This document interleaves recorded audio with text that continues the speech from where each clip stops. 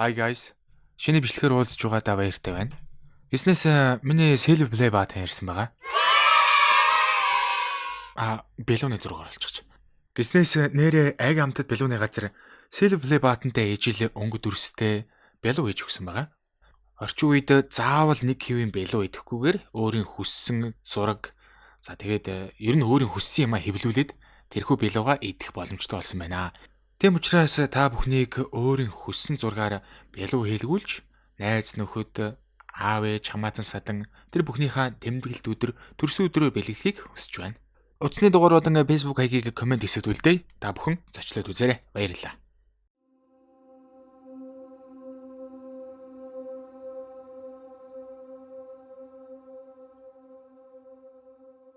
Дунганы дээрэмчтийг явуулж орхисон хаалхын сайнэр Жунан цаг удрах.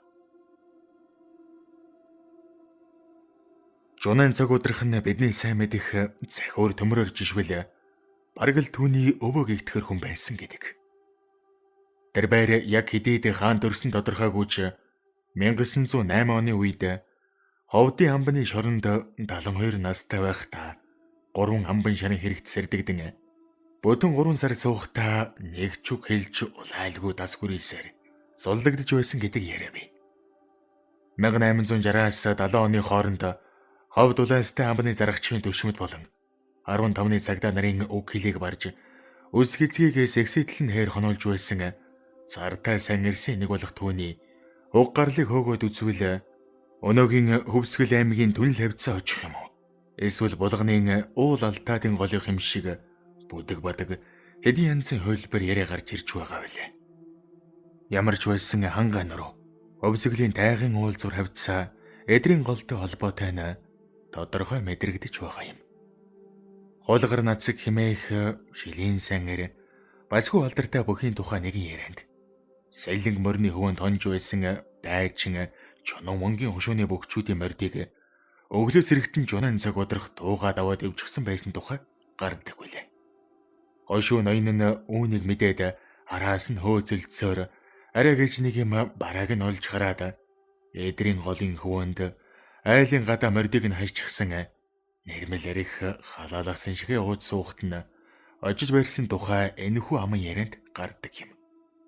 Жунан цаг удрах нь Манжамбаны хууль Монгол газарт эд хүчтэй ноёрхож байсан тэр цаг үед баруун урагшаа гарч хазааргүйлэх дуртай хүн байсан нь түүнтэй холбоотой яриануудаас тодхон мэдрэгддэг билээ. Засагтхан сэжсэнхан Дүшээхэн аймгийн эрчүүдийн дийлэнх нь савл хэвэл хардил жинжин бэлсийн хурдан удамдаад. Манжин хааны сөрөгчөн хушуу болох дарганг тийшээ хазааргүйлэд явсан тухай нэр холбогддог бол харин Жунан цаг удрахын төвөөж явсан зураг нь гол төлөв баруун хязгаар сагсан гол толб нуураас цаашаа бүр Кашгар Яркендийн хар зах бар хөл Зонжийн зах хөхнөрийн хойд билээс дуулддаг байсан гэдэг. Нэг үгээр хэлбэл тэр байр баруун аймгийн шилийн сан эрчүүдтэй гар нийлэн Шинжааны нутг руу гарч тэндээс атуухан ирж халахтаа шингээдэг их хөлийн ир байсан нь тодорхой байгаа юм. Гэхдээ түүний баруун хязгаараас хөөж ирсэн өндөр том биетэй зэгзгэр чэжтэй морд зүүн хязгаарын самбэсийн хүрээ баргын нутг рууж гарч зарагддаг байсан гэх яриа бас бий. Тэгэхээр Жунан цаг удрах нь яахан аргагүй Монголын баруун хязгаараас зүүн хязгаар хүртэл хүлгийн шандас хүний шүрмсийг шалгаж явсан зартай сайн ирсэн нэг байсан илт болж байгаа юм. Түүнтэй холбоотой олон яриа байдгаас хамгийн зартай нь 1870 оны үед манай улсын баруун хязгаараар цөмрөн орж ирж бараг л улаастай хүрэхт өгсөн дунганы хасаг дээрэмчтэйг завхан голын хөвөнд явуулж орхисон тухай яриа билээ. 1870 онд Манжин хааны эзэмшилд байсан Шинжааны хойд нутагт дунганы босгочд химээх Киргиз, Казах, Туркмен хийлсэн томоохон бослог гарч зүүлдээ дээлтгэ байгаад дээрэм тонол хийхээр Монголын нутг руу цөмрөн орж ирдэг болсон гэдэг. Дунганы дээрэмчид их болоола. Бараг л 15 мянган хүнтэй байсан учраас Ховд хотдох Манжин амбан хэрэмнээсээ толгоогоо цохиулгалгүй дотор нь бүхсээр амиа аван үлдэж байсан гэдэг. Мэдээж дунганы дайрамчид үгэр буугаар зэвсгэлж 5,000 зэргээр захиулсан ховдын хэрэмрүү дайрахыг өртөл болгоцсонгүй. Тэд Монгол улсын гүн рүү цөмрөн орж замдаа тааралдсан айл амтны эд авахыг мал хөрөнгийг дайрамтан зөлмсөөр улайстай руу ойртжээ.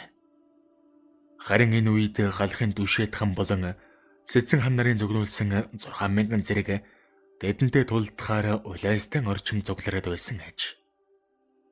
Дунганы дайрамчид улайстай хотод ойртон ирж төр зүр буудлаад маргааш нь довтлохоор шийдэж одоогийн Завхан аймгийн цагаан харихын сумын нутгаар урсах Завхан голын хөвөн дээр яратал түүдэг асайн сүрийг үзүүлж хонсон байна. Гэвч тэднийг өглөө басахад агт адууны тэн хагас нь байхгүй.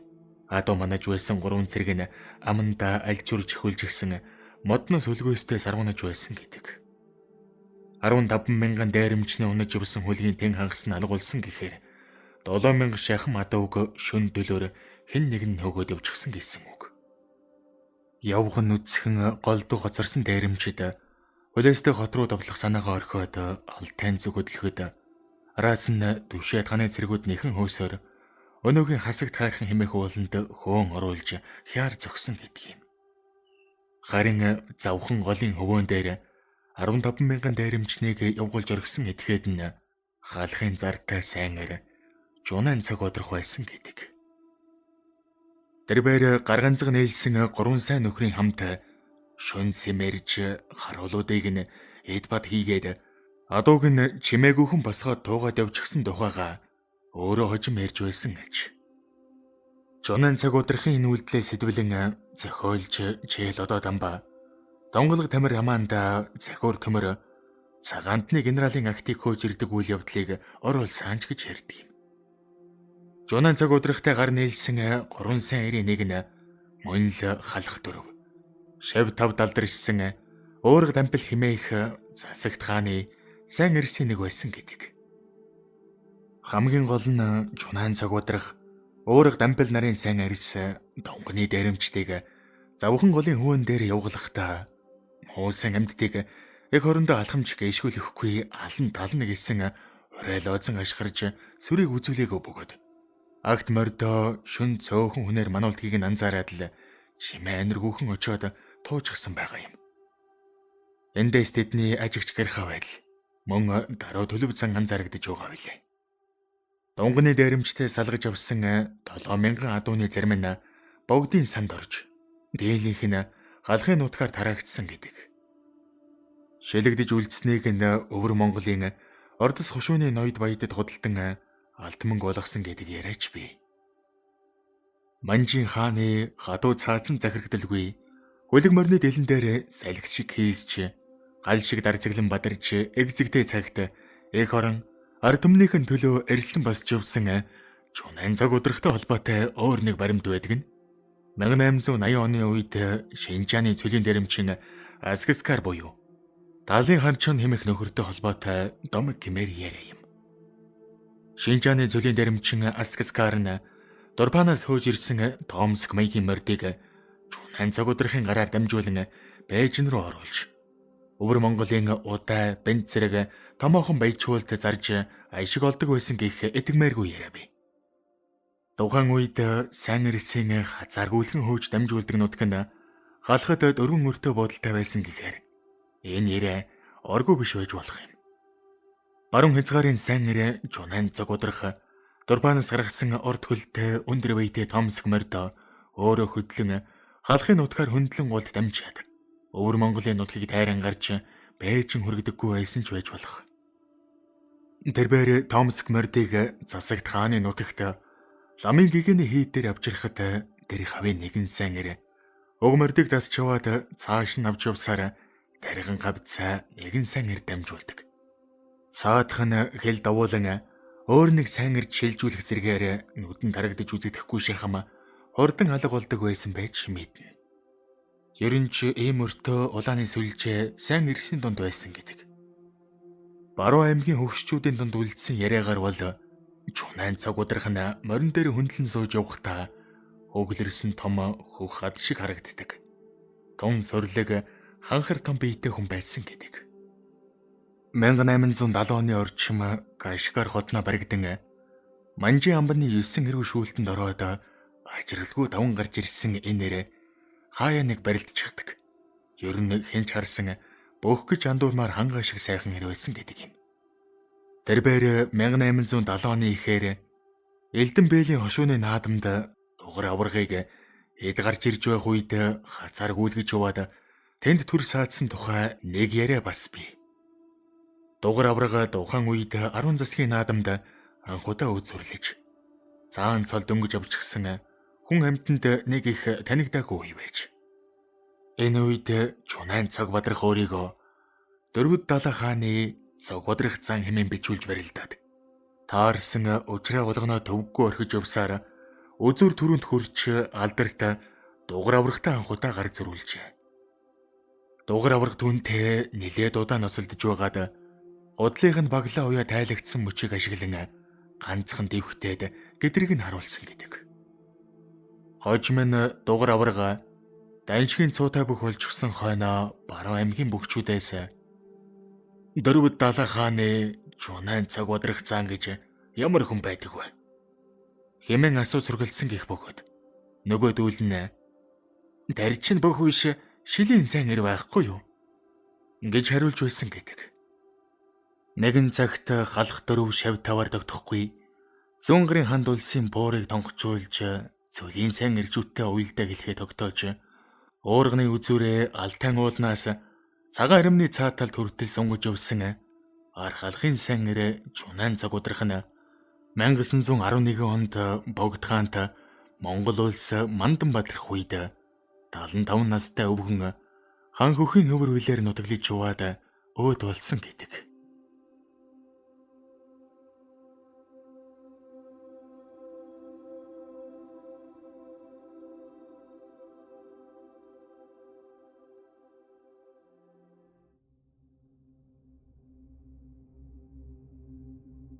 Дахь зайран буюу Сунгар зэсрэн 30-аад оны үед Хөвсгөл аймагт дахь зайран хэмээх цуутай ир байсан бөгөөд тэр бээр зарим үед дахь зайран нэртэйгээр бөөлж бусдад хараалж ядах хийгээд сүйдэлж их шахдаг. Заримдаа Сунгар зэсрэн нэртэйгээр Хөвсгөлийн тайгаад шилийн ир маягаар амьдарч энэ дэндээс атомал хөөгөөд өвж байдаг.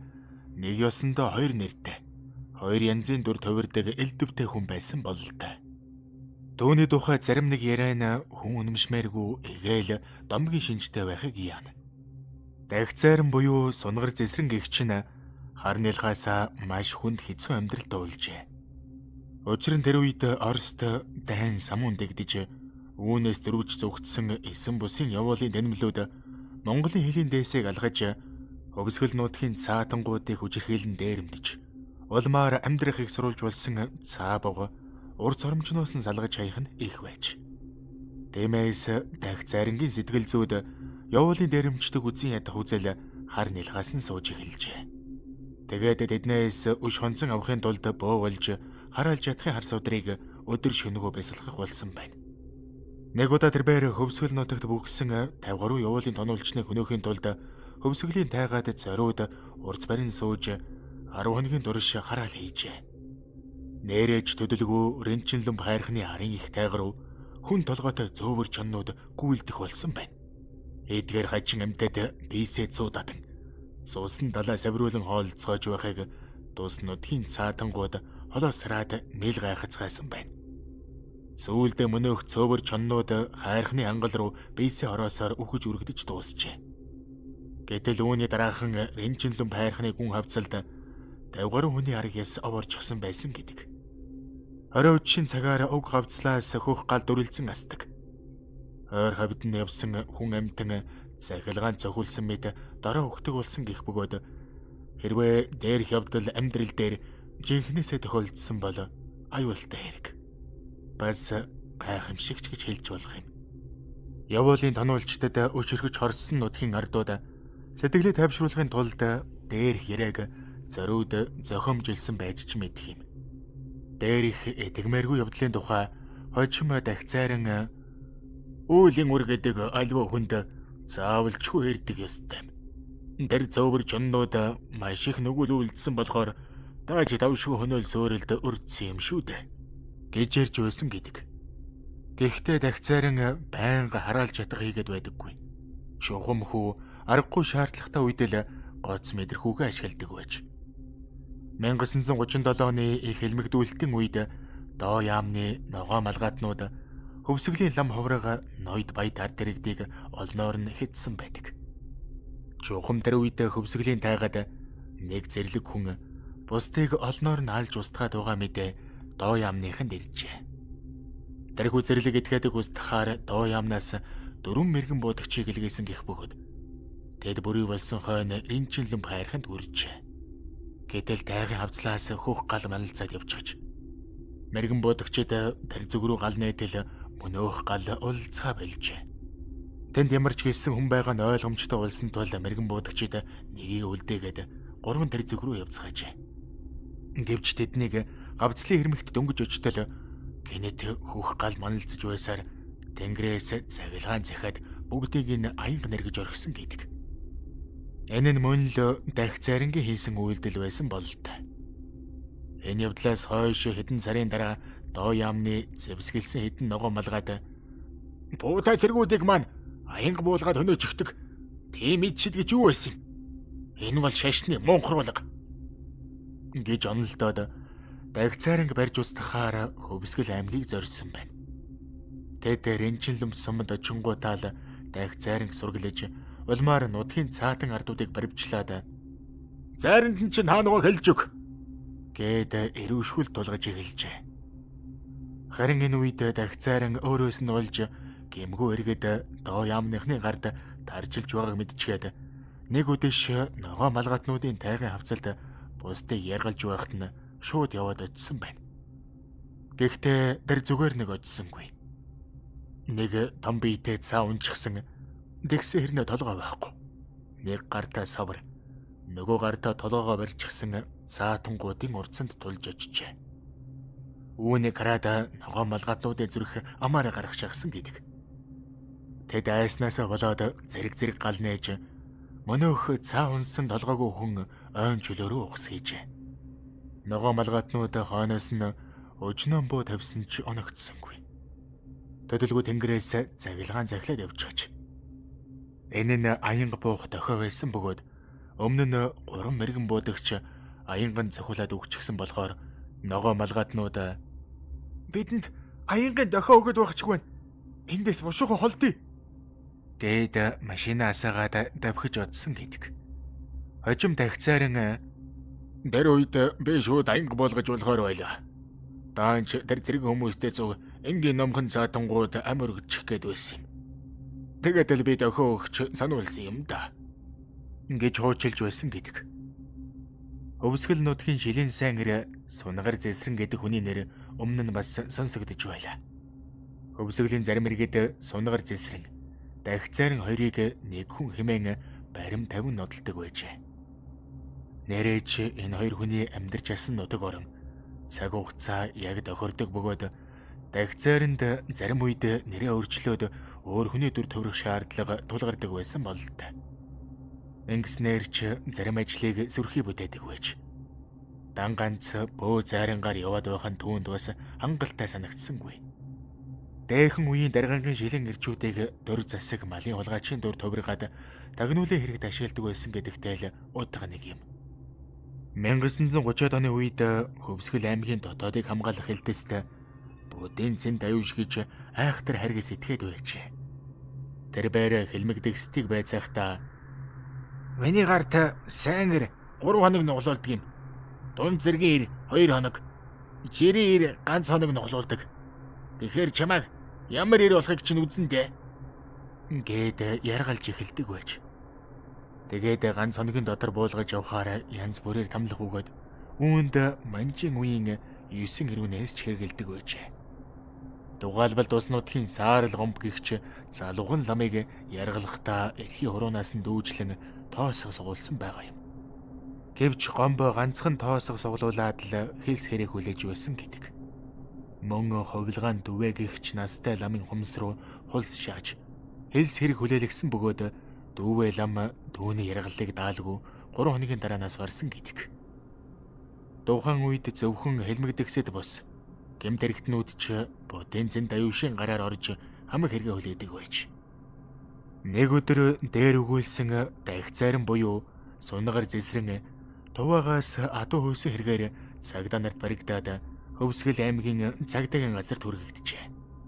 Гэхдээ тэр будын зэн даюуштай зориуд уулзахын тулд албаар баригдсан байгаа юм. Учир нь тэр будын зэн даюушийг эрийн зэнд хүрэх гэж ядаж явахт нь төрсөн ахтай цуг энэ тэндээс адуу хөөдөг нэг ёсондоо түүний эртний танил додны хүн байж л дээ. Тэр баривжилж авчирсан хүмүүстэй "Би танай тэр том дарга будын зэн даюуштай уулзмаар байна. Түүнтэй уулзаагүй цагт би та нарт юу ч ярихгүй" гэж ядарчээ. Тиймээс тэд түүнийг арга буюу зэн даюушийн өрөөнд дагуулж орсон байна. Зэн даюуш түүнийг харамгацаа. "За сунгаар ах, ямар хэрэгээр наашаа ирвдэ?" Гэхэд зэсрэн "Ийм л хэрэгээр ирлээ дээ" гэд ширээн дээр тавьсан нарийнхан хулсыг шүүрч яваад өөрийнхөө хумс руу шааж орхижээ. Тэгээд тэр "Эн чин манжийн үеийн эрүүн шүүлтийн эхний даваа үсттэй.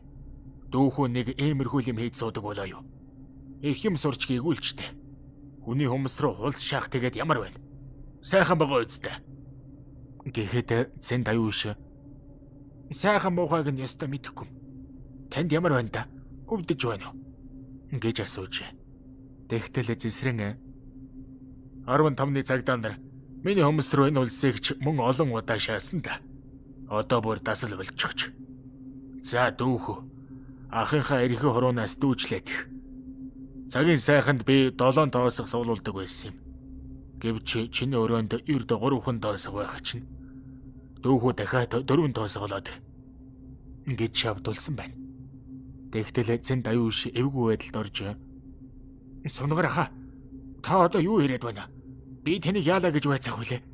Таныг наад цагдаа нар ч л байцаана биз. Би зөвхөн хөвсгөлийн эсрэг дэрсэлсэн хүмүүсийг л байцаадаг хүн. Улгайч нартай зууралдаж чадахгүй. Та одоо яв" гэсэн байна. Сунгаар зэсрэн бүрч омгшиж "Чи чинь улгайч нарын хулхыг буулгадаг юм биш үү? Дүүхүү өөрт хамаагүй ажилд битгий оролцож бай. Тэгээд чи энэ нутагт төрж өссөн хүн. Нутгийнхаа номхон хөлдсөнгөө хүмүүст хатуугаар ханддаг чамааг би хувьдаа өршөөхгүй. Яасан задарсан тарих байж. Эцэг их хоёр чинь амьд байсан бол чамааг яах байсан бол? Энэ байдлаараа чи үхээд дамд очих үз. Одоо наад тоосгоо гаргаж хай. Би танаа хөвсгөл засагт гомдол мэдүүлнэ. Танаа засаг яагаад манжийн үеийн эрэг шүүлт хэргэлдэг вүлээ? Танаа засаг чинь ардын засаг, энэрэнгүү засаг үздэй" гэхэд зэн даюуш түүний өмнө сөгдөж "Сунгаар аха, та намайг өршөө. Та надад бид хил хараал хийж үзээрэй дээ. Энэ бол хувьсгал засгийн шийдвэр биш, миний шийдвэр. Би дахиж ингэхгүй.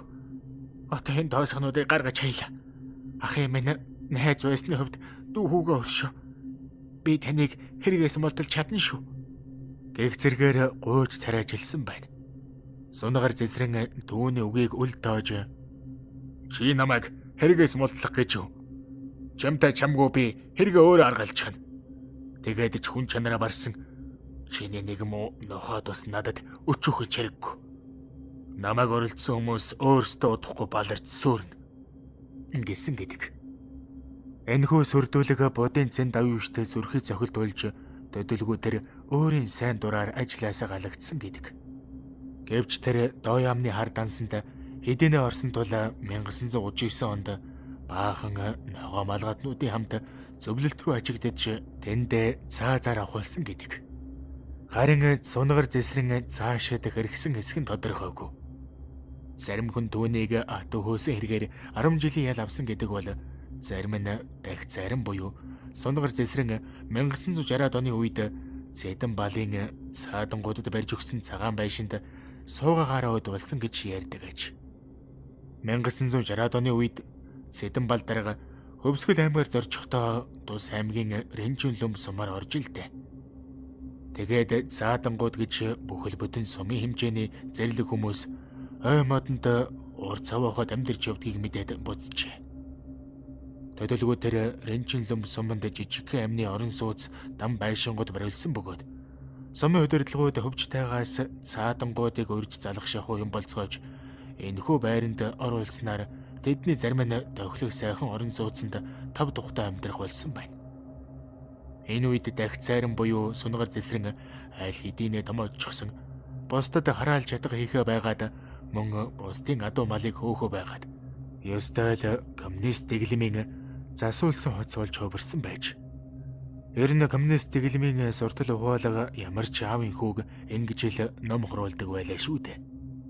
Эцэст нь өгөөлөхөд дахь цайран сунгаар зэсрэн гэдэг нь нэг хүн үү хоёр хүн үү гэдгийг хэн ч үл мэднэ. Эсвэл нутгийн зарим хүн хэн хэнийг нэрд гаргах гээд хоёр хүнийг нэг болгож хүч оруулсан байж ч мэдэх юм.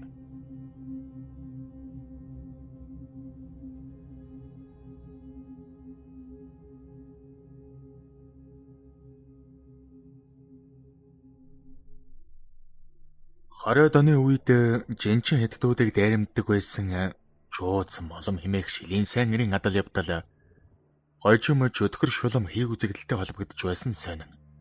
Харин ард олны дунд ам дамжин яригддаг байсан энэхүү адал явдлыг 50-аад оны гэмтрэгтэн хоовн танга гихчээр бусдыг дайрамдах үедээ ашигладаг байж. Ингээд эрд үрдийн тэрхүү адал явдлаас өгүүлсв. Өвөр ханга Аранхан аймгийн цааг хавцаа байх нэгэн гармыг дээхэн үед Шаргантын гарам гэдэг байж. Гэтэл уг гарман дээр нэгэн хүн амны хэрэг гарснаар Шаргантын гарам гэдэг сайхан нэр аим солилцох гарам хэмээх таагүй нэртэй болсон байна. 30-аад оноос эхлээд өвөр ханган анчид Улаанбаатар хот руу тэмээн хөсгөөр жинтэй жигэлсэн бөгөөд тэгэхдээ зөвхөн Шаргантын гармаар гардаг байжээ. Гэтэл аянчдыг энэ гармаар шөнө гарах тоолонд цавцхан морд, улаан дээлтэй, ширүүн гарцтай, өдөр чирэг хар хүн хөндөлсөн зогсоод "За, ам солилцох уу?" гэдэг болжээ. Харин аянчид тэр хүнээ сайн ширвэтэй ч гармаар гаралгүй буцаад явчихдаг байж. Тэгээд бүр холуур тойрч нэлээд гүнзгий усаар ачаа хөсгөө тээж гаргадаг болж. Эсвэл өдрийн цагаар тэр гармаар гарна. Ийм байдал хэдэн жил давтагдсан бөгөөд сүүлдээ аянчид Шаргантын гармыг чөтгөртэй гэж ярих болсон байна. Зарим нэг зориг зүрхтэй аянчин тэрхүү улаан дээлтэй хүнийг зориуд үзэх гэж шөнийн цагаар гарман дээр очдог байж. Тэгтэл нөгөө хүн мөн л гарч ирээд "За, ам солилцох уу?" гин. Энэ цагаас хойш энэ гармыг ам солилцох гарам гэж нэрлэх болжээ. Нэг удаа өвөр ханган шар дэмчиг гихч нэлээд зоригтой ирээ. "Өнөө шөнө Шаргантын гармаар гарч улаан дээлттэй ам солилцсон. Яа тийм юу л болбол болог." Гэхэд хамт явсан хүмүүс нь "Хээтэй тэгж л болохгүй шүү. Аягүй бол лос хэлгнүүлснээс болж ачаа хөсгөнөөсөө салж мэд. Энтэй хоноглоод өглөөр төдөлцгöö" гэж эрс хоригложээ. Тэгтэл шар дэмчиг "Би яадагч байсан энэ гармаараа өнөө шөнө гарна. Та нар энтэй хоноглоод намайг өглөө болтол хүлээж бай. Чөтгөр гэж юу байдгийг өөрийн биеэр үзчихэд ирээ. Улаан дээлтэй тэр хүн үнэхээр жүтгэр юм бол хий хоосон юм байгаа. Хоосон юмнаа сайн гэдэг чинь юу гэсэв?" гэж зөрсөөр байгаа та явхаар болжээ. Тэгээд тэр шөнийн 2 цагийн үед ам солилцох гармын захад хурж ирсэн байна. Тэгтэл сарны гэрэлд үнэхээр л цавцаага морд, жас улаан дээлтэй, тасгар царайтай бадрун ир гараад ирхэн дэр.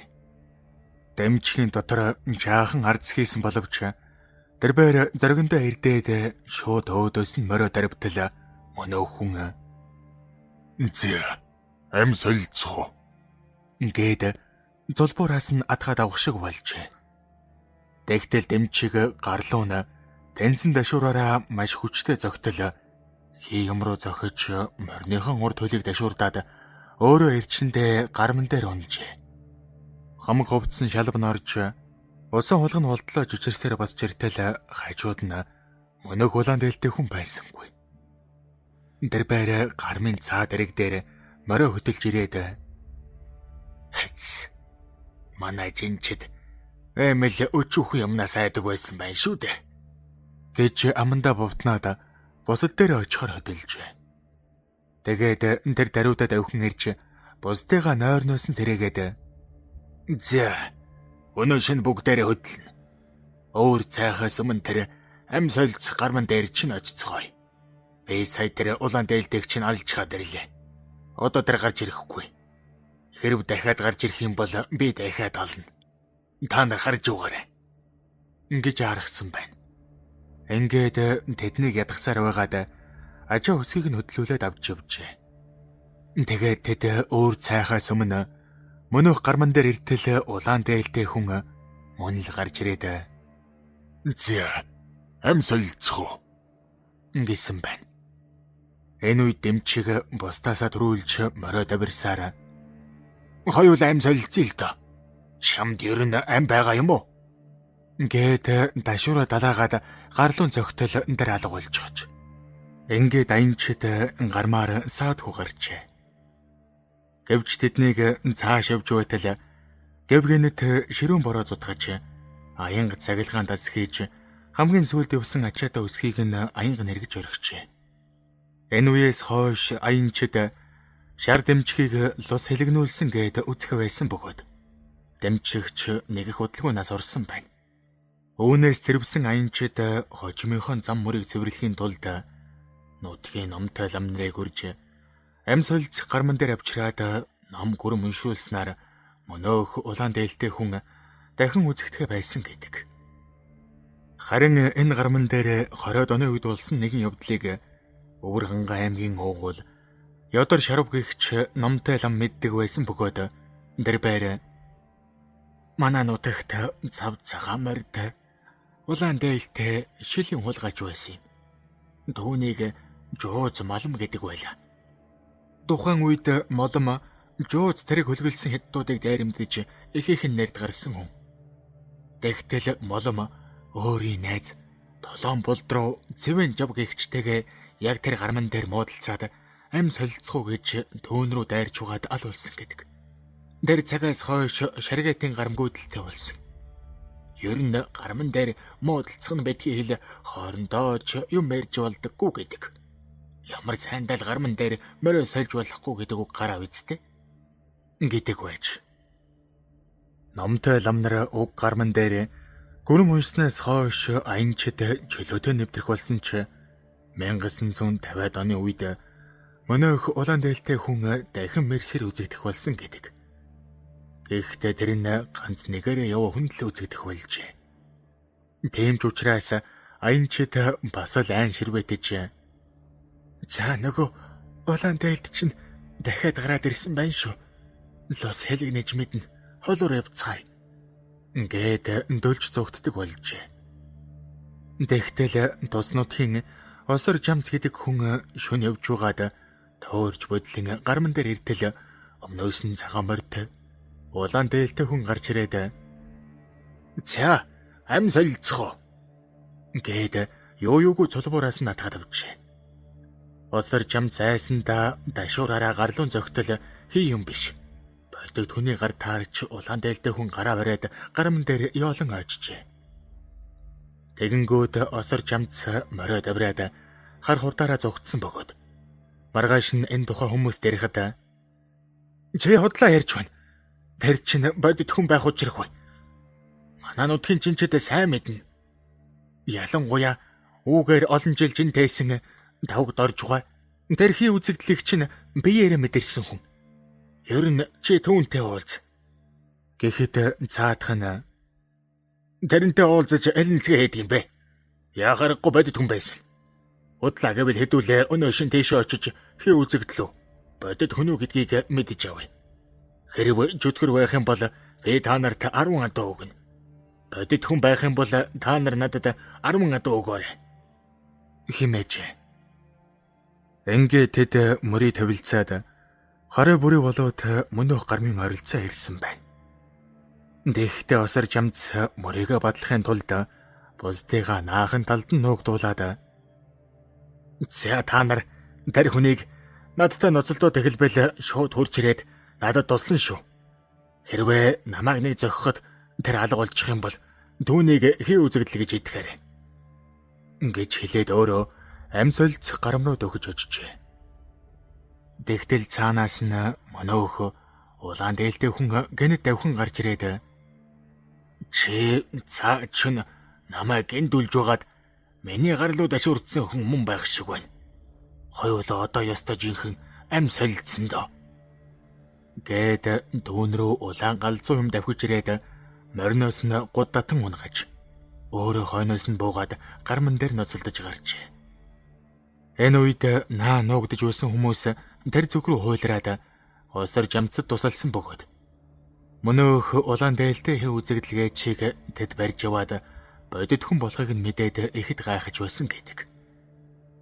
Тэр хүн нь шоронгоос оргож боссон хоовн танга гихч цуутай хулгайж байж. Манер эрд цагийн улаан дээлтэй хий үзэгдлийн дүр тоглож ганц нэгээрээ яваа хүнийг айлгаж зочон дээрэмхийг санаатай байсан юм санж. Ингээд тэд хоовн дангааг цагтаад барьж өгснөөр тэр цагаас хойш шаргаатын гарман дээрх улаан дээлтэй хий үзэгдэлч бай бодит хүнч бай бүр мөсөн арилсан гэдэг.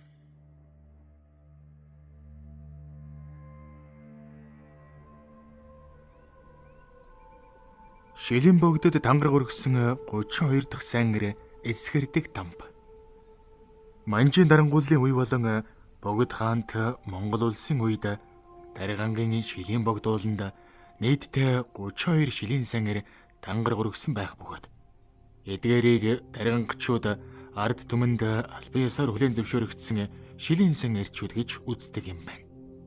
Ардын хувьсгал ялан мандснаас хойш буюу соц нийгмийн үед шилийн богд ууланд очиж тангараг өргөсөн шилийн эр мэрсэр байдагч тэд дээрх 32 сайн эрийн зэндаанд үнэлэгдэж явсангүй. Энэ нь социалист төрийн үед шилийн эрчүүд малын хулгайч гэж адлагдж явсантай нь холбоотой биз. Албан ёсоор хүлээн зөвшөөрөгдсөн дээрх сайн эрчүүдийн хамгийн сүүлчийг нь буюу 32 дахь тангараг өргөсөн хүн нь Даргангийн шилийн сан эр эсгэрдэг дам байжээ. Лагийн дамб нь 1890 оны дунд Сүхбаатар аймгийн Онгон сумын Шарбүрд хэмээх газар төржээ.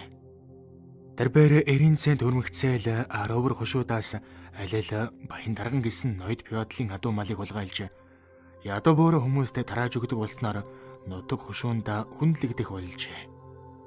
Түүнийг ямар ч харанхуй шөнө морины толгой алдалгүй уургалдаг. Газар сайн таньж мэддэг сайхан эсгэрдэг хүн байсан хэмээн нутгийнх нь хөгшөд өнөө болтол дурсдаг аж. Тэрбээр Маажа, Саарал, Бор хүүхэн, Онгобор, Адья, оюун нарын 7 хүүхэдтэй байж мөн дамбын төрсөн эгч Цэрэн лам гэдэг хүн байж. Хожим Цэрэн лам дүү дамбынхаа тухай би дүүгээ олон хоногор явахад нь их л санаа зовж өдөр шөнөгүй хүлээдэг байлаа. Тэгээд эсгэрэг чимээнээр нь дүүгээ ирж байгааг мэддэг байсан. Оройн дуу их сонор байдаг. Намайг голдоо үнэ сайж байх үед дүүгийн маань эсгэрэг чимээ сонсогддог байлаа. Энэ чимээнээр нь дулгандаа цай тавьж ууцлагаад сууж байхад дүү маань орж ирдэг байсан. Бүр хагас өртөө газраас эсгэрэг чимээ сонсогддог байсныг бодоход дүү маань гайхамшигтай сайхан эсгэрдэг хүн байж тээ. Ингэж дурсдаг байж.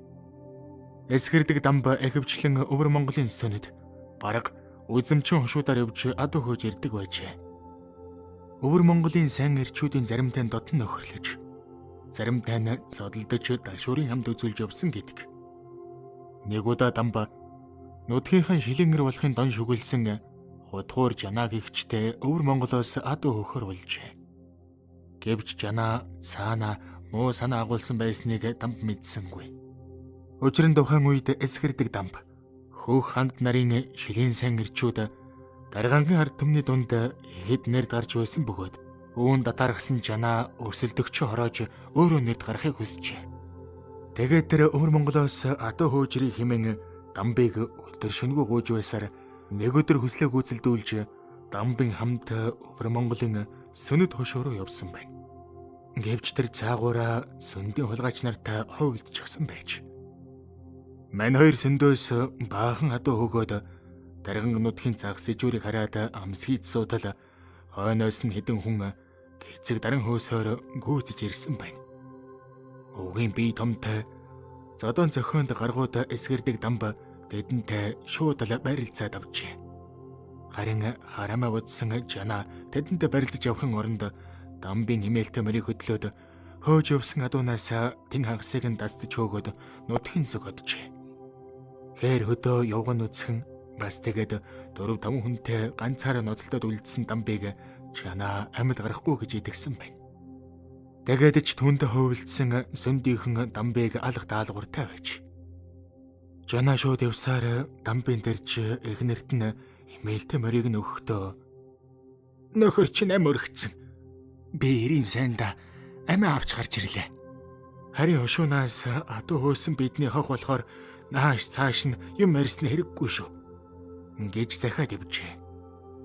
Харин энэ үед дамб 4-5 хүнтэй хүч тэмрэ бартал ноцолдож арай гэж амьд гараад ойролцоох адуун дундаас нэг морь дэлдэж унаад нутгийн зүг хөдөлсөн байна. Дүүнийг хагас өртөө газраас эсгэрэхэд эхнэр нь энэ чимээг сонсоод цай чандаг байсан бөгөөд худгуур жанагаас нөхрөө өгсөн гэж сонсоод уугашвал суусан дэр байр гинэд эсгэрэг чимээ сонсоод мэл гайхаж цэл хөхөрчээ. Дамбыг гэртээ орж иртэл эхнэр нь авдран дээрээ зул өргөчихсөн. Аянганд нь цайныхаа дээжийг хийгээд авчихсан уйлаад сууж байсан гэдэг. Эсгэрдэг дамб гэртээ 2 хоног бие дэнхрүүлээд удгуур жана дээр явж очтол мань нэрийн царай цонхигоод игэтэл цус харвчихсангүй. Дамб дүүнд хандаж "Чич эр хүний сүг юм да. Харин нутгийн дээрэмчдийн дунд нэг орхиод амин золбон зүгтэн гэдгийг чинь мэдсэнгүй. Цаашид хоёулаа бие биенээс ол явцгаая" гэж хэлээ түүнтэй тангараг тасарч байжээ. Жана урдаас хөөж ирсэн адууга ядуу ардуудад тараалгүй өөртөө авчихсан байсныг дамб бүгдийг нь дууж аваачаад ядуу хайлуудад тарааж байсан гэдэг. Үүний дараа арга ядарсан жана хөдөөхээр хонь хариулж явсан жаахан хүүхдийн эм бүрлгээд хэдэн хэн туугаад явчихж. Эсгэрдэг дамб энэ тухай дуулж сонсоод арчигаа алдсан хулгайч чанааг морин дээрээс хурах шиг шүүрч дүүрэн уулан даваачаад "Чи яах гэж нэл хамтан алж байгаа юм бэ?" гэж зандарчээ. Хариуд нь жана "Хүүхдэч гэсэн амьд гэрчүүд" гэсэн байна. Энэ үгийг сонсоод дамб аимшигтайгаар хэлэгнэж "Гэрчийг алдах юм бол чээж гисэн адууны хулгаан гэрч шүү" гээд түүнийг хөлөөр нь модноос дүүжлээд орхиж оджээ. Гэвч муу хүн өгдөггүй гихчээр удгуур жанааг модон дүүжлээстэй өглүүд байхад нь нутгийн нэг хүн тааралдж амийг нь аварч байсан гэдэг. Эсгэрдэг дамб нэг удаа доо ямныханд баригдаад хинтийн шоронд саатуулэгджээ. Тэгээд хуйгуудын арга ивийг олж гадуур ажиллаж байхдаа нэг нэгчин 2 сайхан морийг хулгайлж унаад эхнэр хүүхдтэйгээ уулзахаар нутгийн зүг удсан байна. Ингээд гэртээ 3 хоноод хинтийн шоронд будсан ирж мөнх хинэгчид 2 морийг нь өгөхдөө "Эр хүнийг хүссэн газарт нь хүргэж өгдөг сайн морд байна" гээд мордыг нь үнсчгээд мөрдөнд буцаад орж байсан гэдэг. Үүнээс үүдэн доо яамныхан түүнийг итгэлтэй сайн хулгайч байна гэж үнэлээд тагнуулын хэрэгт ашиглахаар хот руу авч явжээ. Ерөн тухайн үед шилэнсэн эрчүүдийг өвөрлөгч нутаг руу явуулж тагнуул хийх зорилго агуулж байсан бөгөөд ангих болгондоо доо яамныхан өмнө нь адуу мал хөөж туусан. Дээрэм тонол хийсэн гэх хэргийг нь өлгөж яваад шорон гэдэнд хорж нэг ёсондоо барь цайлдаг байж. Тэгээд дараа нь "Чамаа хэрвээ эх орныхон төлөө үнэнчээр зүтгэх юм бол ялаас чин чөлөө олно" гэх жишээтэй.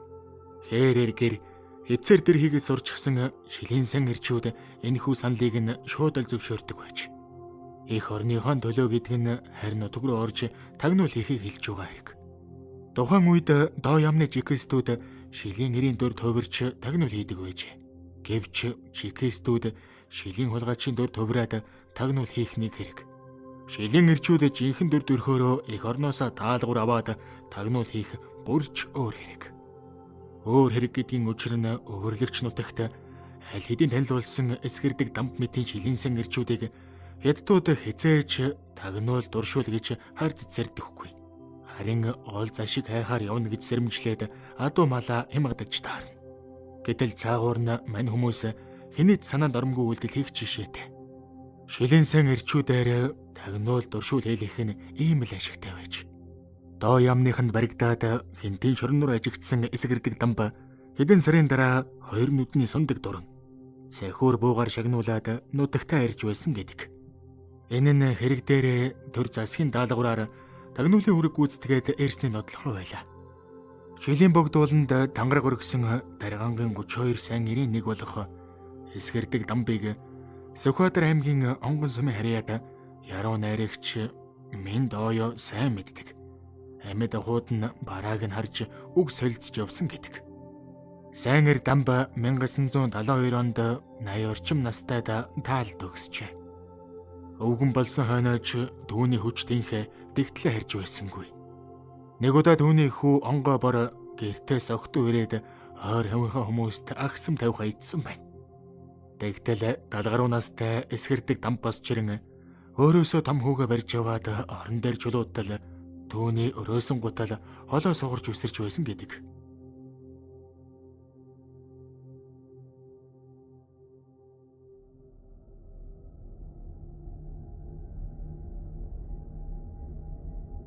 Гүнийн хөндийн гүнд самб. Эрд цагт хятадууд Баян хонгор нутгийн ард олноос авсан малаа шөнө голдуу туудаг байжээ.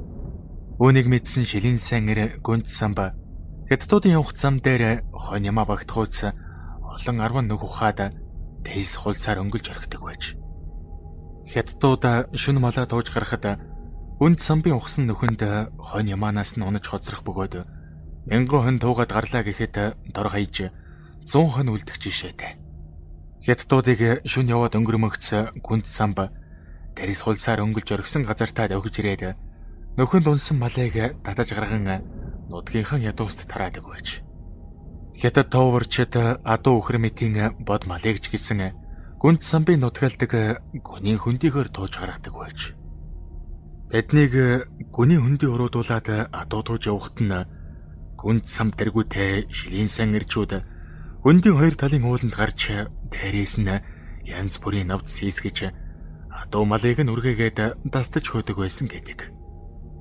Тэм учраас нутгийн ардууд түүнийг гүнийн хөндийн гүнд самб гэж авгаалах болжээ. Дүүнчлэн манч хятадууд гүний хөндийг яаж туулна, гүнд самбын давааг яаж давна гэж бэрхшээдэг байж. Ерөн дэрбээр нутаг хушуу ард түмнийхэн төлөө өөрийн хүч чадал оюун ухаанаа харамгүй зориулж шинхэн Шилийн сайнэр болохоо олонтоо харуулсан байдаг. Нэг удаа гүнд самб удаа гүмбэнд очиж мөргөл үлдэхэр болжээ. Хамт явсан хүмүүс нь түүнд хандаж "Боён үлдэж яваа хүн удаа гүмбэнгийн ариун дагшин газраас хулгай хийж л болдоггүй юм шүү" гэж захисан байна. Бодож явахдаа нөгөө хүмүүс гүнд самбаас "Чи хулгай хийгээгүй биз дээ" гэж асуухт нь манарэ "Би өөрийн хийдийг өөтөө байлгах гэсэндээ бурхан, бэрээ, жавдан зэргийн 3 зүйлийг авсан. Бурханыг нь хийдийн сахиус болгох гэж, бэрээг нь хийдийн шав нарыг сахилга дэг журамтай болгох гэж, харин жавданг лам нарыг доктортой суулгаж их ном сурах гэж авсан. Энэ бол хулгай биш. Буян номын үйл хэрэг" гэж өчж байсан гэдэг. Нэг удаа гүнд самб хятад худалдаачтаас баахан торог дурдан хулгайлжээ. Үүнийг мэдсэн хятадууд хошуу ноёноос гүнд самбын гэр оронд нэгжлэг хийх зөвшөөрөл өгөхийг хүссэн байна. Төдөлгүй хошуу ноён гүнд самбыг дуудаж ирүүлээд "Танаа хонь хаашаа бэлдсэн бэ?" гэж асуухт нь манарэ "Уул руу бэлдсэн" хэмээжээ. Хошуу ноён ч ойлгож түүний гэрийн дотор тал дээврээс доошх бүх газрыг нэгжих зөвшөөрөл өгчээ. Гэвч хятадууд нэгжлэг хийгээд юу ч болсонгүй.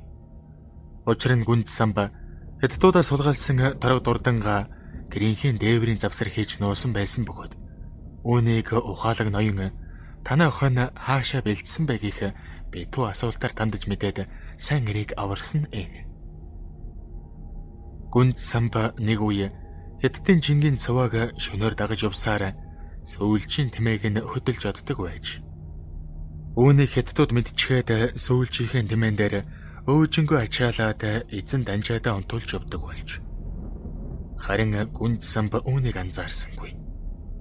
Нэг шүн тэрбээр сүүлчийн тэмээг нь хөдөлж давхаад нэгэн хол очоод тэмээгээ хэвтүүлэн ачаа буулгах гэтэл "Хаяа, буух болсон ба" хэмээн хятад хүн дуугарчээ. Тэгмэгц гүнд самба "За би хүний аим хорох гэж тэмээ авч зугтаагүй. Ховор бараа авах гэж л тэмээ авч зугтсан. Данжаад чиний амийг өрчөөлөө" гээд тэмээтэй нөрхөд явж байсан гэдэг. Нэг удаа тэрбээр хятад худалдаачдын буудалсан газар шууд давхиж очоод Мендуса мэдлцгээд эзэн данжаад нь "Хаяа, чи нөгөө сайн ар гүнд самб мөн байх шивдэ. Тийм сайн арын бол чи өнөөш нь бидний энэ ваадантай данс мөнгийг хулгаалаад ав.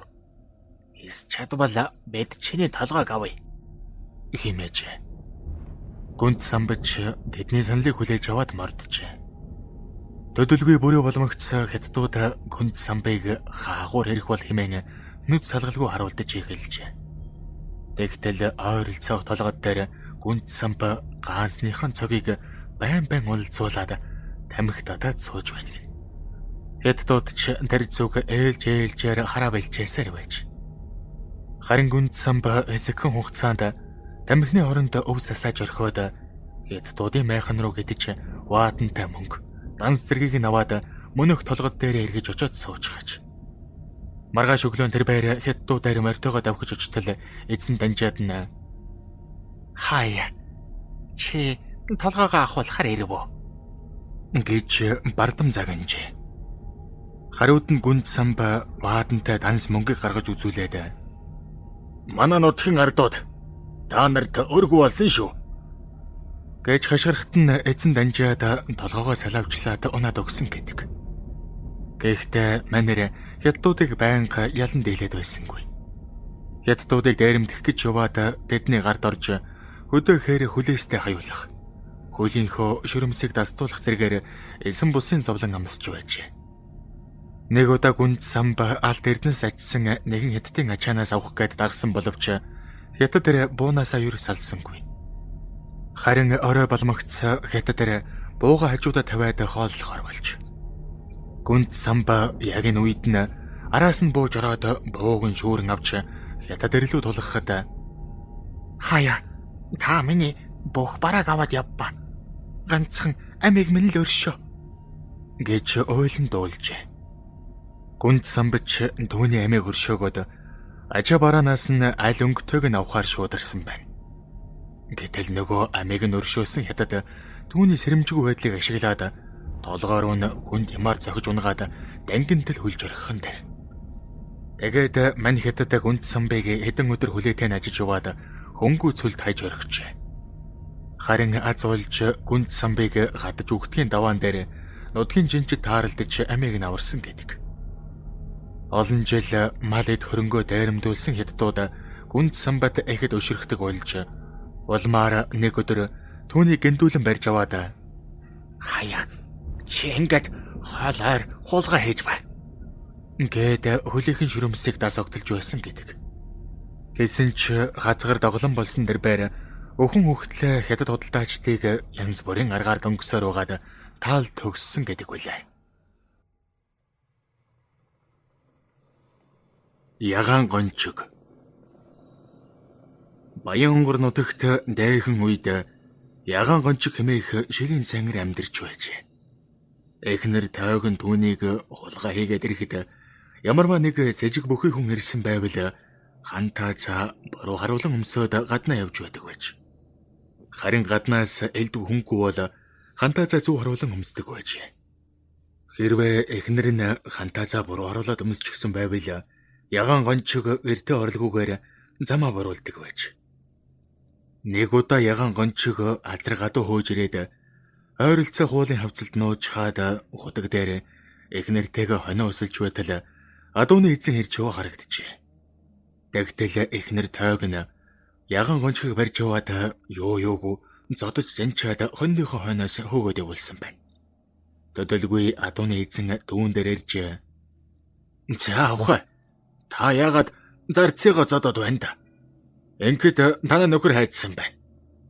Ингэж асуухад "Хэн мэддгийм бэ? Зүүн хошуунд надаас өөр их нэртэй болсон сорогдуулсан. Тэр нэгэн өвөртөл хэвдэж байгаа биз? Ядаж байхад энэ муу зарц өгөнд орохгүй өөр хүргээд байх юм?" Ингэж жишимчгүй хэлж байсан гэдэг. Ардын элч кинон дээр Ариуна дүлзэнгээс зогдож явах үедээ галсан мээрингийн ихнэр олж жүжиглээд хойно хариулж явсан хүүхдийг дээрх маягаар зодоод ам гардаг үлээ.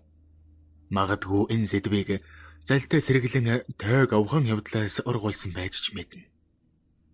Нэг удаа шилэн сангэр яган гончигтой нутгийнх нь могдгор гончиг хэмээх хүн тааралдаад хятадын агт туусан агтчин зэргүүдээс адуу улгаалахаар үгсэн тохирчээ. Ингээд мань хоёрыг халзангийн захир хэмээх агууд бөгж байтал хятад зэргүүд ойролцоох баян хөврийн талаар адууга туугаад гараад иржээ. Төдөлгүй бүрэнхий болж хоёр гончиг бөөн адуу руу дайрч ороод 5-6 сан хүлэг уургалж аваад толбож байтал хятад зэргүүд мэдчихэд давхаад ирсэн байна. Энэ үед яган гончиг холбосон морьдоо могдор гончиг хөдлөөлөн зүгтаалгаад өөрөө тэндээ үлджээ. Могдор гончиг морьдоо хөдлөн зүгтааж явахдаа эргэж хартал хятад зэргүүд яган гончгийг морьдоо хамт уургалаад авчихсан чаргуулдаж байгаа харагдсан байна. Үүнийг хараад тэр байр их дайж сандарчээ. Ямар сайн даал унаж явсан морин юмнаас үргээд гинт зог тусгаад тэр учиргүй айгаад хөдөлж явсан хэдэн сайхан морь хаяад цааш ганцаар зогтжээ. Ингэж явахдаа тэр байр "Бэж яах вэ? Амьд гарлаа. Харин нөгөөхийг маань хятадууд бариад авсан. Шууд алжчихсан байх та." гэж бодсоор агуухан ойролцоо ирэхэд яган гончиг аль хэдийн ирчихсэн. "За, нөгөө морьдоо яасан бэ?" гэж асууж байна гин. Могдор гончиг учир явдлаа хэлтэл яган гончиг "Хүч. Хэдэн адуу хөдлөөд ирж чадахгүй яасан заяа нөргсөн хэрвээ?" гэд маш их ууралжээ. Түүнийг жаахан тайдгарсны дараа могдор гончиг "Тэр хэдэн адсаг яах вэ? Чи бид хоёр амьд минь гарсан том ад шүү дээ. Чи яаж тэр хятад зэргүүдийн гараас молдорва?" гэж асуухад яган гончиг "Яах юу байдгийм бэ? Жаахан зүтгэж байгаад уурганы хувийг нь дасогдолчихсон чинь нэг муу хятад зэрэг гэдэргээ саваад морноос унаж байгаа харагдсан. Энгэн гэдгийг би төсөөлөд л чамааг зүгтаалгасан юм шүү дээ. Үчиж өлхөө муутай юм да. Цаашид энтэнтэс адуу мал хумслах талаараа битгий донгосч байгаарай" гэж сануулж байсан гэдэг. Царай цамб. Дайхан үед баян хонгор нутагт царай цамб хэмээх аврагтун бийтэй. Айгуу бэр тэнхээтэй. Ядуу зүдүү амьдралтай, царай цус муутай. Бусад сайн эрс шиг эндээс адуу мал өөхгүйч гэлээ. Ган зуданд нэрвэгдсэн айл хотлоо өлсгөлийн ядуурлаас аварч чаддаг гөндөөгүй сайнэр амьдарч байжээ. Нэг өвөл манерийн хотел зуданд нэрвэгдснээр хавар нь хоол хүнсхүү хүнд байдалд орсон байна. Тиймээс царай цамб нэлээд зайтай бэлжиж явсан жасын адуунаас нэг тархан гүүвэрж яван баглаж үрээд гэртээ иржээ. Тэгээд дүүнийг нэдлээд хотелийнхаа хүмүүсийг нэг сан задгаж авсан байна. Төдөлгөө жасын адуучин түүний мөрийг мөшгөж явсаар гүү хулгаасныг нь мэдмэгцээ жасын нэрвтэй очиж айлдагчээ. Жасын нэрв царай цамбыг дуудаж ирүүлээд "Гүү хулгаалаад өөрөд явчихдаг. Яасан айхтар хулгайж вэ? За яах вэ? Чиний бэр тэнхийг бас жасын адуунд халдсан дөргийг чинь үнэлээ. Чи үүнээс хойш жасын адуунаас хулгайлж авч идэж болохгүй. Жил болгон чамд жасын адуунаас нэгийг өргөл болгон өгч буян үлдэж бай" гэсэн гэдэг. Нэг удаа цамбын хотелийнхан цод дурхнаас болоод хоол ундаар тун тараахан өвлөдсөн байна. Зуднаас олж хамаг малчид говь руугаа нөгөөд өвчсөн тул Самбын хот айл тусалж дэмжих малчидгүй ихэд зударчээ. Тиймээс Самба нэг өдөр хот айлынхнаа үлсгэлэнгөөс аврахын тулд нэлээд хол явж зэрэгэлдээ хошууныхаа ноёны мал руу халдаж нэг гунжин үхрийг шууд зогж унгаад үүрээ далахчихсан байна. Үхрийн мөр гаргаж өөрийгөө барьж өгөхгүй гэж өөрч явааны. Тэгээд маш хол зайд өөрсээр яваад гэрийнхэн хаяан дарж монл хотелийнхаа хүмүүсийг нэг сан задгаж явсан байна. Гэтэл маргааш нь ноёны сүргийг хариулдаг гармаа жамбалдар чимээх ах トゥ хоёр бүх царай Самбынд хурж ирээд энэ нутагт өвхөр өрөөд хол газар туулдаг хүн чамаас өөр байхгүй. Өвхрийн мөр гаргалгүйгээр хичнээн явсан ч бид хоёр чамайг хулгаасныг мэдж байна. Одоо хэдүүлээ хушуу тамгийн газарт очиж зар хэлэлцээ. Алив бушуул дөрвгөл ингээд шалаад сууж гаж. Царай Самбач өвхөр хулгаалснаа даруйдаа хүлээгээд та хоёр юун төлөө хошуу нутагтаа алдартай бүх улс билээ.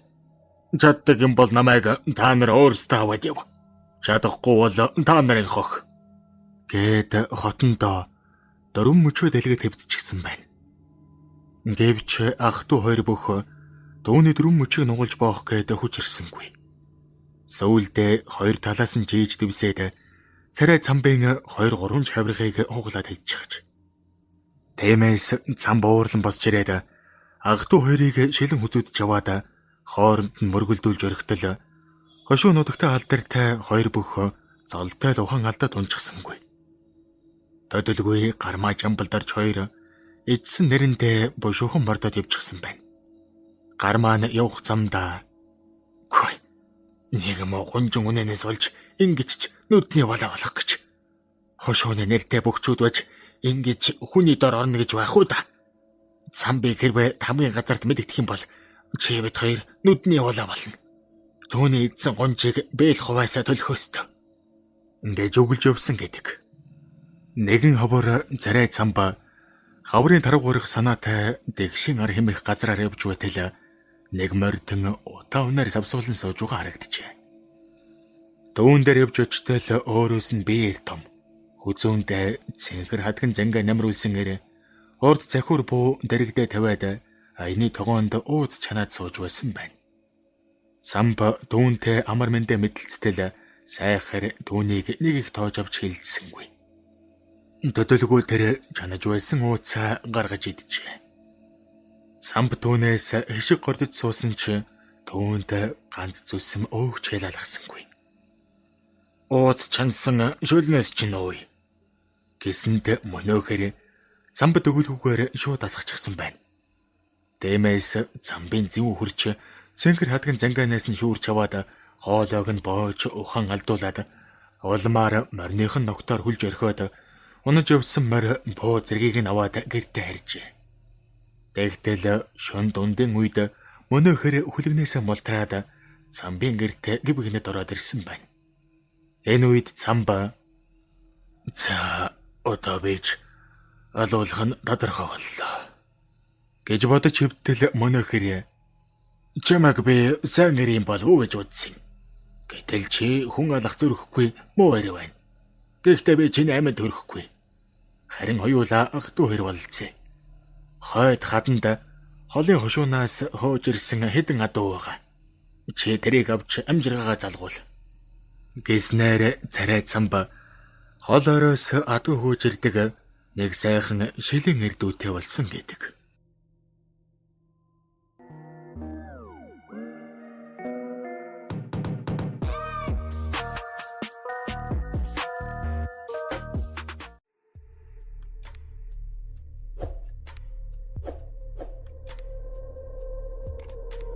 Янаг бүсгэн цагтал хатангуй амьдралын орчил 18-ын залбаа зэрэг зохиолуудыг бичсэн Б Монгол зүрхийн нууцуд зохиол М+ орлоо.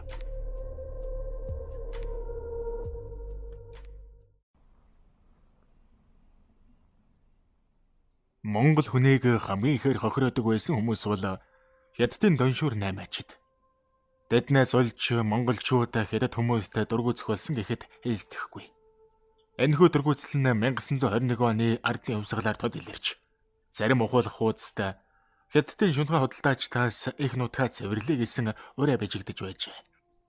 Энэ нь өнөөдөр цагийн хятадын эсрэг үзэл сурталтай адилхан ч юм шиг. Үнэхээр ч 1920-од оны үед Монголын дөрвөн аймаг хятадын үр зээлэнд баригдаж торонд орсон загас шиг амь тэмцэж байлаа. Богд хааны засгийн газар хятад худалдаачдыг янз бүрээр хяхаж хавчиж байв. Жишээлбэл ноёдын хатгаасаар ламнар гандангийн ойролцоох хятадын бүүс дэлгүүрүүд майдар ирэхэд саадуулж байна хэмээн богд эзэнд гомдол мэдүүлэхэд архим дайдас хүлээлтийг нь хүлээж аваад хятад худалдаачдыг Амгаланбаатар хот руу хөөж байсан гэдэг. Одоогоор бол газарт оруулсан хэрэг. Тэгээд 8 ажтыг Амгаланбаатар хот руу нүүж очиход газрын татвар гэж нэг худалдаачнаас 600 лам мөнгө авч байжээ. Үүний хажуугаар 15-ны цагдаа нар орчныг бохирдуулсан гэдгээр байс хийгээд л торгодог байж. Тэгсэн хэдий ч хятад худалдаачид ард иргэдийг өшүүлсээр л байлаа. Одоогоос 100-аад жилийн өмнө монголчууд доншуур хятадуудтай дунд ажгүй тэмцэл хийж байсан байгаа үз. Гэтэл өнөөгийн манай төр засаг гуйл хяналтын байгууллагууд цагдаа нар даварсан хүчээр нарын толгойг ёстой элэх шиг болж байгаа. 1920-од оны үед хятадууд Монгол иргэдийн өгсөн түүхийн эдээг жинхэнэ цалин цангаа мөнгөөр бус зэс гуйлны холцтой дуу тур мөнгөөр сольдог байж. Энэ тухай Азаг шүдний зүрх уран сайхны кинонд тодорхой гардаг үлээ. Ер нь 20-од оны үед Монголын зах зээл дээр цэвэр мөнгө үзэгдэх байжээ. Хятад 8 ачид өөрсдийн оруулж ирсэн бохир мөнгөө иргэдээс буцааж авахаа байснаар монголчуудын дургуг хүргэж эхэлсэн байна. Мөн тэр үед дайшин хүүгийн пүүс гэхтэл 10,000 гаруй малаа монголчуудаар хариулуулдаг байж. Гэвч 1920 оноос эхлээд дэрэх малнаас нь шилийн ирчүүд хөөж туугаад амар заяа үзүүлсэнгүй. Тиймээс хятадууд өөрийн гисэн мөрдөгчийг Бээжингээс авчирч тэднийг шилийн ирчүүдийн эсрэг дөрхирч эхэлжээ. Энэ бүхнээс болж хятад худалдаачдыг хяхан хавьчих үзэгдэл Монгол даяар өрнсөн бөгөөд ямар сайн таал богд хааны засгийн газар Япон, Америк, Оросын бүүсүүдийг та хүрээнд зоричхад ил дээр дэмжиж харин хятадуудад цаанаа л нэг ёозгүй хандаж эхэлсэн байдаг. Гэсэн хэдий ч хятад худалдаачдыг бүр мөсөн шихан зайлуулж чадсангүй. Харин ч хятадууд үйл ажиллагаагаа улам идэвхжүүлж томоохон ямд тавьсан өрөө нийхэх үлжээ. Энэхүү дарамтаас болж тэр үеийн сайд ноёд хятад бөөсийн эзэдийн өмнө үг хэлж чадхаа байсан бөгөөд харин тухайн үед та хүрээ болон богд хааны шав 5 аймагт ихэд алдаршж байсан шилийн хулгайч солгоо бүрүү хэмээн хэрээр толгойлуулсан зүс ихтэй эх орон сэтгэлгээтэй 13 монгол дээр хятад бөөсүүдийг галдан шатааж эхэлжээ. Тухайн үеийн 15-ны цагдаа нар тэдний үйлдэлийг зогсоох нь байдгүй араас нь огт хөөцөлдөлгүй зөнд нь оргисон гэдэг. Солгоо бүрийн бүлэглэл нь одоогийнхоор бол хөх Монгол даяар Монгол хөдөлгөөнийхөнтэй дөстэй юм шиг. Гэвч энэ хоёр хөдөлгөөнийг хужаа нарт элэг зүрх ходоод гидсээ тушааж ахсан манай новшин цагдаа нар яг дураар нь тавьж харагдаач.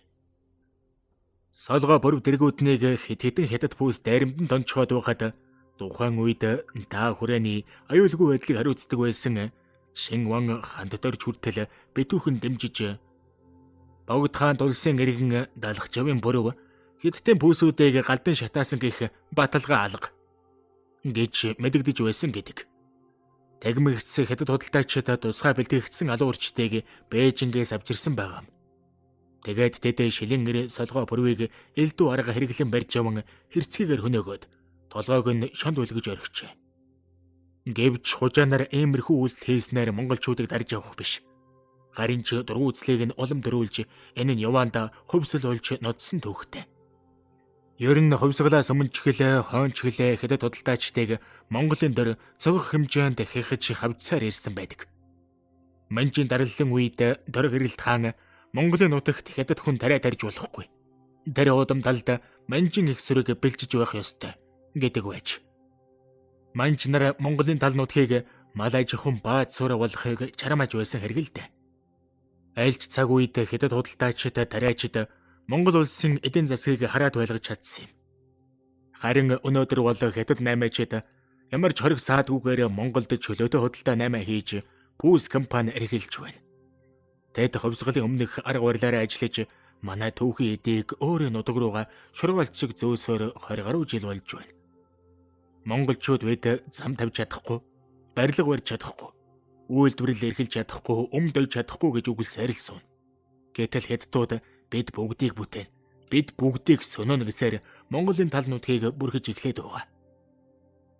Өөр нэг асуудал гэвэл 19-р зууны ихэр монголчуудын дунд ялангуяа эрх чөлөөний төлөө тэмцэгчид болон шилэн эрсийн дунд Хятад шулаач пүүсүүдийн өрийн дансыг устгах явдал газар авсан байдаг. Монголчуудын дунд буянтын пүүс, настын пүүс, дайшин хүүгийн пүүс гэж алдаршсан Бээжингийн болон Хөх хотын эдгээр пүүс 1920-ад оны дунд үе хүртэл манай улсын эдийн засгийг өнөө цагийн олон улсын валютын сан, Дэлхийн банк зэрэг шиг хянаж байсан байдаг. Тухайн үед настын буянтын гих хоёр пүүсийг Амгаланбаатар хотод байрлуулахад иргэд болон лам нар газраа худалдлаа хэмээн ноёдтойгоо дэрсэлдэж байсан гэх бөгөөд энэ нь өнөөгийнхөр бол иргэний хөдөлгөөнүүдийн зүгээс тэмцэлдээд байдаг оюу толгой там толгойн асуудалтай төстэй юм шиг. 20-од оны үед даа хүрээний нэгэн эрх мэдлэлтэн дэлэг дорж гихч Хятадын худалдаачдаас газрын түрээсэнд жилд 600 лам мөнгө авдаг байж.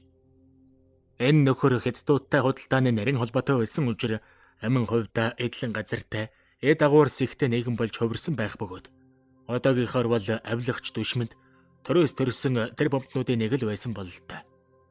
Үүний зэрэгцээ зарим нэг хөнгөмсөг ноёд наадам цэнгэл тансаг хэрэглээг хэтрүүлснээс улж Хятад пүүсүүдэд өртөө болж тарж байдгаа зарим нэг хушуу дээлдэшгүй хөрөнд баригдсанаар сарнин будрахад хүрч байжээ. Жишээ нь сайн ноёнхан аймгийн нэгэн хушууны ноён балдан гихч буянтын пүүсэнд их хэмжээний зээл тавиад түүнийг өгөхгүй луу унцснаас улж тус пүүсийн бичээч баярдгийгч хужаад алуулах төгсөн байдаг. Одоогийнхоор бол шүүхийн шийдвэр гүйцэтгэх царайлсан баярд хужаа балдан ноёныг зодож нүдэ зогсохгүй эхнэрийнх нь толгойг галын хайчаар хаг зохиж байсан гэдэг.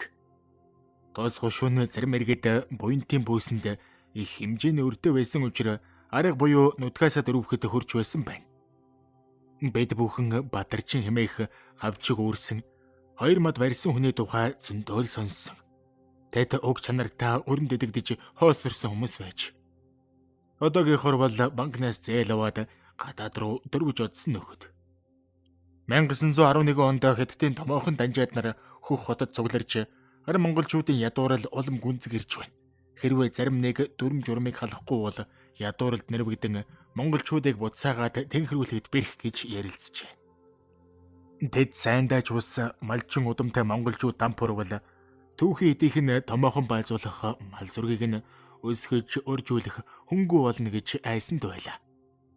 Дэмээс тэд зээлийн хүүгээ багасгаж 3 бунгаас хэдрүүлэхгүй байх. Ноос ноолоор арьс ширний үнийг өсөх талаар ярилцсан нь тун сонин. Хятад хүн гэдэг ийм алсын хараатай, нарийн бодлоготой байсан байх юм. Монголчууд бид маллаад байвал үлсэхгүй, цангахгүй гэж ярьцгаадаг. Гэвч ямар нэгэн үйлдвэрлэл явуулахгүй бол баян данжаад нарын иргэшгэлд орхон гарцаагүй. Учир нь тухайн үед монголчууд өмсөх дээлийн давуунаас эхлээд татах тамхиа хүртэл хятадуудаас авдаг байв.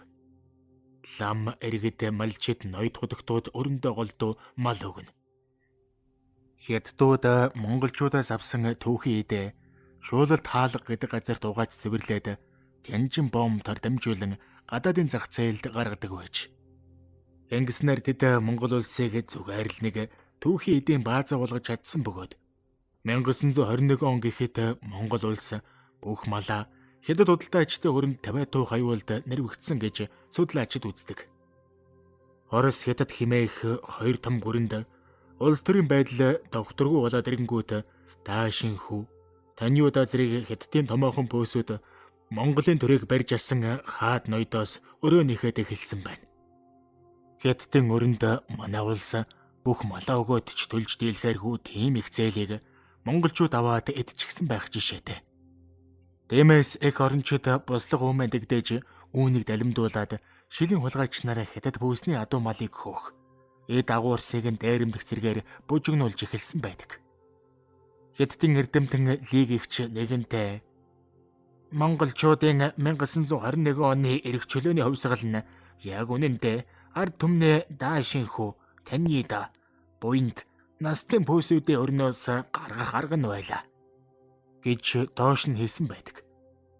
Ер нь ингээд монголчууд болон монгол ноёд хятад худалдаачдад хэдийн хэрийн өр тавьсан бол 30-аад оны үед тоо ямнаас гаргасан мэдээнд хятадд төлөх мөнгөний өр 4 аймгийн 104 хошууны нийт 11 сая лан хүрсэн болтой гэж тооцоолсон байдаг. Үүнээс үзэхэд чамгүй өөртөө байсан ч эд бүгдийг цайруулж чадсан гайхалтай. Манай улсын иргэд өр зээлээсээ зүгтах, бүр болохгүй бол өөхөх. Тэгээд бөөнөрөө өгөхөр болвол хувьсгал хийгээд замруулж чаддаг байсан гэлтэй. Хятад худалдаачид зээл өгсөөр байгаад өрөөр нь эргүүлээд боомлдог бөгөөд энэ нь додор хүний ямхан онол гихч ажээ.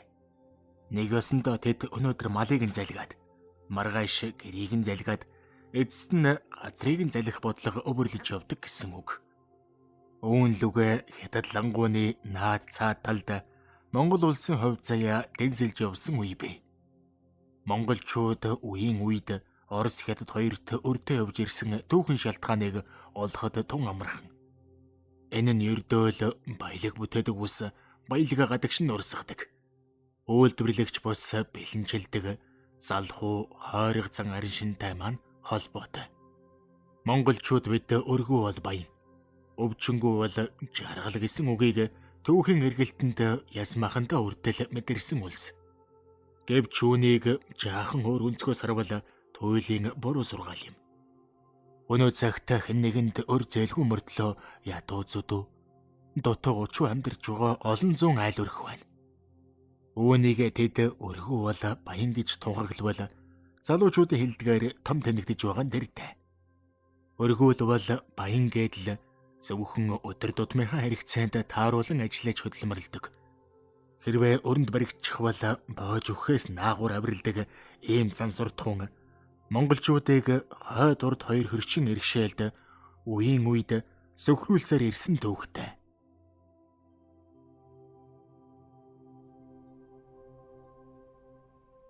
Гучаад оны их хэлмэгдүүлэлтийн үед зарим аймгийн шилийн сан ирчүүд аль нь улаантан, аль нь цагаантан, аль нь аврагч, аль нь дайсан болохыг сайтар гарууган улмаас хувьсгалын эсэргүүнүүдийн талд орж явсан баримт цөөнгүй байдаг.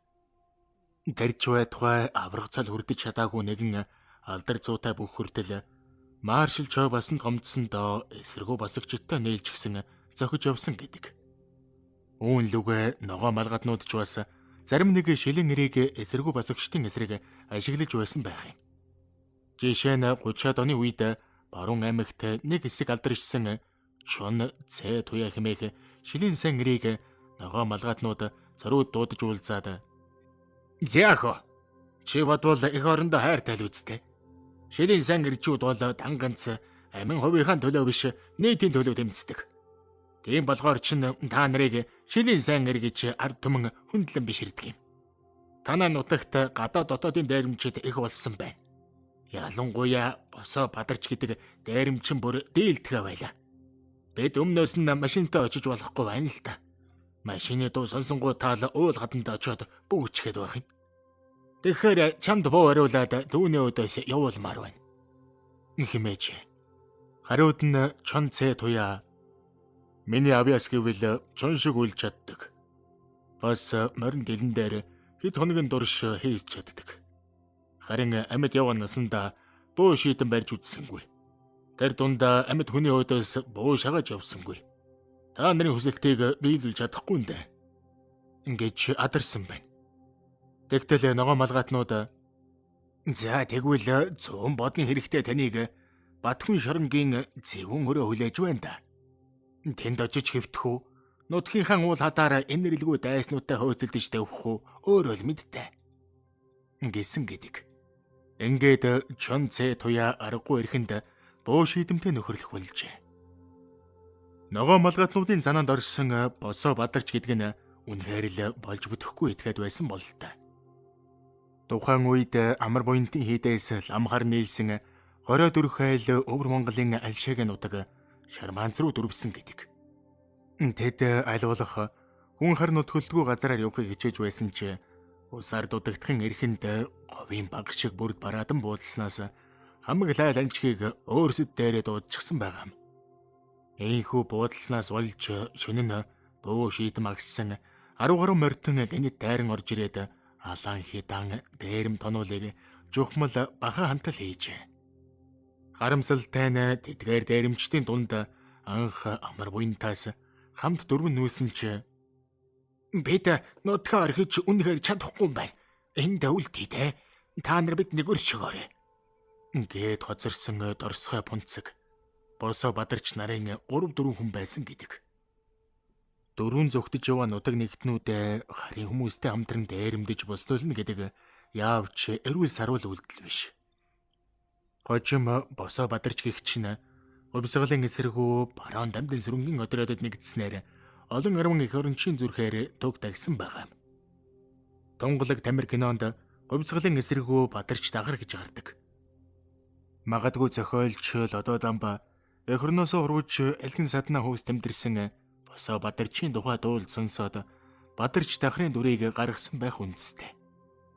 Олон 10 хүний зүрхээр төг тагсан босоо бадарч төдөлгүй үүлийнхэн үрийг эдэлж ногоо малгатнуудын бэлтгэж явуулсан чон цэ туягийн суманд доногдож хүн дээр шархацсан байгаа. Тэр байр шархандаа халууран хэвдэхтэй би ингэж зовж чадахгүй. Аюу намайг буудаад өгөөч. Хэмээн хамсаатнуудаасаа гууснаар тархиндаа сум зоолгон тамийн орон руу илгээгдсэн гэдэг. Харин дорсгой бунцх нь ногоо малгатнуудаас амь зулбан зүгтж өвөр Монголын альшагийн нутаг Шарманц руу дөрвсөн аж. Ёстой л нөгөө ламалдахгүй бол бузахтаа зална гих чинь болсон байна. Тэр байр Шарманцад дөрвж удсан нутаг нэгтнүүдийн өмнө сөхрөөд бэ гэдэг хүн ухааны мунхаг шунлын гайгаас улж бүтэлгүй муухай хүмүүстэй нээлж та нарт том нүгэл үйлдсэн. Босоо бадарч намайг хүчээр дагуулж явсан. Би ам гархан эрэхэнд босоо бадарчтай хамт та нарыг дээрэмдсэн өчүүхэн муу нүгэлтэн бэлээ. Та нар минь намайг ивэлд авч хаарлаач. Хэмээн ойлон дуулж байсан гэдэг. Ямар тайч чонцэ туяа ногоо малгатнуудын өгсөн үүргийг ягштал биелүүлж босоо бадарч гихч дээрэмчнийг босхгүй болтон залхаач нутгийнхаа ардуудад бяцхан буян үйлдсэн байгаа юм. Гэвч тэр хожим бэ дээрэмчин алж буян үйлдэх биш. Эрдэнэт хүний амийг хөнөөж нөгөөл үйлдсэн хүн шүү дээ. Гэж ирээд л өөрийгөө зөвхдөг байсан гэдэг. Хүн болгоныг эрдэнэт хүн гэж дуудаад байх нь бас учир дутагдaltaй. Дажрамт хэлэхэд чон цэ туяана энэ тэндээс адуу хөөж мэрэгчхээс гадна яг л чон шиг үлдэг нэгэн байж. Тэр бээр уул хаданд очиж чон шиг улаад өөр дээр чон дуудаж ирүүлээд л яндан саарл мориндоо яргаа дашуура барьж мордоод зоглэрсэн чоннуудыг цувуулж хөөгөөд сарсан хоншорыг нь дас зөгтөг байсан гэдэг. Хожим харин ногоо малгатнуудын буйнаар буу шийдэм хэргэлдэг болсноор уул хаданд очиж чон шиг уйлж өөр дээрээ дуудаж ирүүлээд өөдөөс нь гал нээдэг болж. Тэмч учраас манер 1942 онд 60 настайда өөд болох хүртлээр чон агнэж улсын бэлтгэлийн төлөвлөгөөг нэг хэсэг давуулан биелүүлсэн байгаа юм. Чон цэ туяа шиг үлдэг төрөлхийн авьяастай хүн дээхэн үед мэрсэр байсан гэдэг. Жишээ нь Хөвсгөл аймагт Алай Гава гэдэг хүн байж. Энэ хүн чон шиг улхаас гадна нохой шиг хуцдаг, айлаа нариг анж, хошин шогч ардын аман бэлэг авьяастан байсан гэдэг. Ямар сайндаа л гэрээсээ гараад нохой болж хуцахад ойр хавийн нохоонууд нь дагаж хуцаад сүйд болдог байж. Алай Гава гэж нутгийнхантай алдаршсан энэ хүн 1906 онд улаан морин жил Зазагтхан аймгийн Эрдэнэ дүүрэгч хөнгийн хөшөөнд төржээ. Хүмүүс түүнийг хаан л очно, чон болж үлээж, нохой болж хуцааж, тарга болж, хойшгороож, бугуулж, урам дааж гэж гуйж шалгаадаг байж. Түүнийг чон болж үлхээд уяан дээр байсан морд чихээс ордолзуулан хамраад ажигнуулж, уяагаа дастан давхиж байсан удаатай аж. Алиагава бас хөөрхөн залтай нэгэн байжээ. Тэр бэр нэг удаа хадгал сумын нутгаас мөрөн орох гэж унаа ирээд зөвхрөнгөө барж. Тэгээд арга барахтаа нэг айлаас хариугүй дуранхаа маргууж унаад намсархаа дээл өмсөөд замд гарсан байна. Гэвч яваанда морин эцэд сулдаад өөрөө ч үлж сангаад зам тааралцсан нэг айлд буутал гэрийн эзэгтэй унаж ирсэн мориндоо догсон имэйл. Өмссөн хувцсыг нь хараад жихөрхөж байгаа бололтой. За эн чин хаанаас хаа хурж яваа хажуу хүн бэ? Гэхэд алиагава ахын үннийг хэлэхэд шоронгоос оргож яваа хүн байна. Хоол цайл хэрэгтэй байна да. Химээж. Тэмээс гэрийн эзэгтэй түүнд хоол цай бэлдэх зуура айлынхан хүнтэйсэн мөгсөж манад ирсэн хүн шоронгоос оргож яваа юм гин. Унаж яваамаар өмссөн хувцс нь авахын тамтаг алга. Өнөөш нь биднийг төвөөх нь ойлгомжтой боллоо. Хурдан явж цагдаагийнханд газар хэл хүрэг гэж шорджээ. Найраж төдөлгөө машинтай хүмүүс давхиж ирээд алиагавааг баривчлаад аймгийн төвд авчирсан байна. Тэгтэл мань нэрээ дарга нартай золгоод далмрыг нь алгадангаа эзэнхийн март яаж аймгийн төв орё доо гэж чаналж байла. Харин шоронгоо хоригдлын дөр тоглолцсон чинь тун ядах юмгүй машин ирээд авчихдаг байна шүү гэж хэлээд энэж байсан гэдэг. Алиагава нэг удаа хариу буруу болсон хойно уулын орой дээр гараад чон улжуулахад тал талаас нь олон чон цугларчээ. Гэвч буруу хэрэг хийснээ мэдээд гадны орой дээр гарч уй шүдэнц зурж байсаар өглөө нар тусдал аргацаж байсан гэдэг. Чон шиг үлдэг авьяас нь өөрийг нь ингэж айцтай живүүлсэн байгаа юм. Харин шилийн эр чон цэ туяа бол өөр дээр нь хүрээд ирсэн чоныг яндан сааралмар ярга дашуур хоёроор божигнуулаад айчихдаг байж.